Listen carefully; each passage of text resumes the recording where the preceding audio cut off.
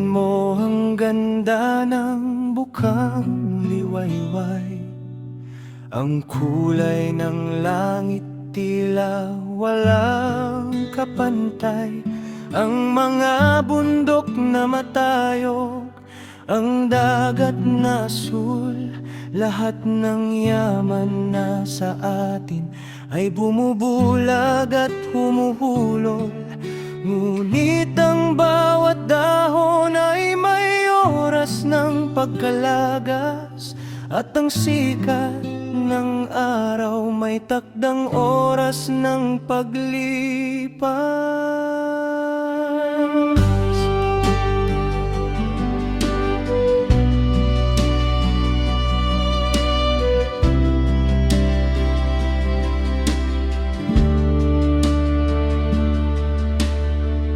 Mga palasyong itinayo sa ibabaw ng lupa, ang mga pilak at gintong ating pinagpala, lahat ng pag-aari, lahat ng hinahangad ay tila mga bakas sa buhangin, mabilis na napapadpad.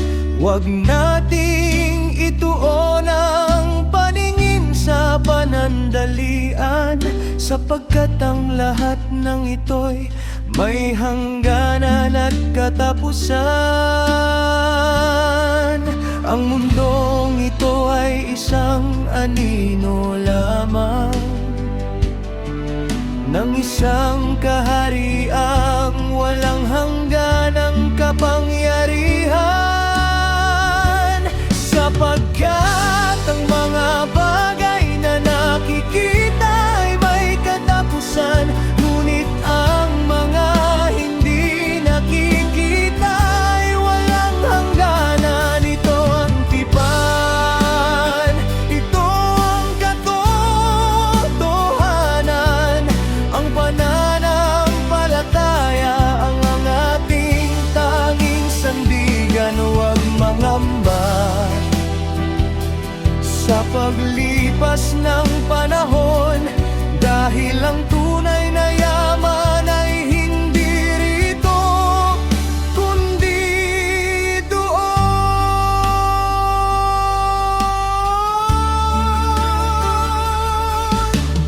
Ang ating katawan ay unti-unting nanghihina, ang lakas ng kabataan tila kandilang naubos na. Ngunit ang ating espiritu araw-araw ay bago. Sa piling ng lumikha, hindi tayo mabibigo. Ang bigat ng pagsubok ay magaan at madali, kung ang pangako ng langit ang ating pinipili.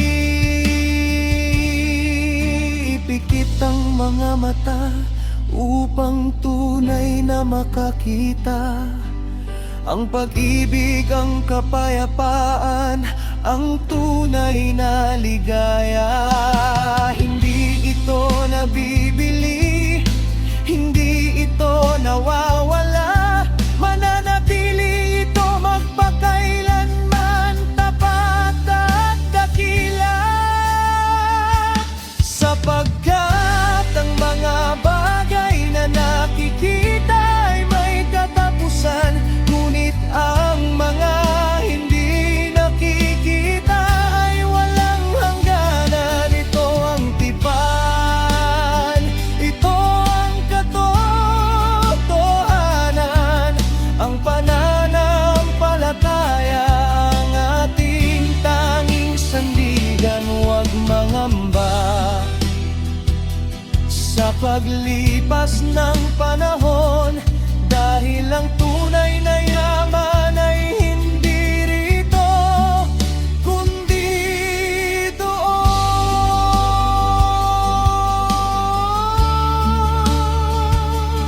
Alang hanggan,